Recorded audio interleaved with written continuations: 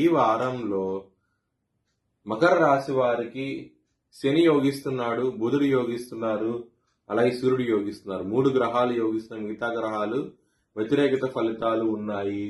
మీరు కనుక నవగ్రహ టెంపుల్కి వెళ్ళి ప్రదక్షిణాలు చేస్తే మంచి ఫలితాలు ఉంటాయి.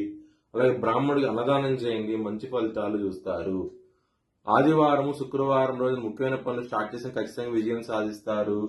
బుధవారం రోజున ముఖ్యమైన పనులు స్టార్ట్ చేసిన వ్యతిరేకత ఫలితాలు, ధన నష్టం వచ్చే అవకాశం ఉంటుంది.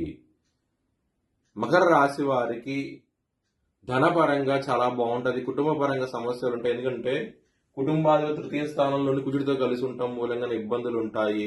2వ స్థానం రాహు ఉన్నారు కాబట్టి ఇంకా ఇబ్బందులు అయితే ఎక్కువగా ఉంటాయి.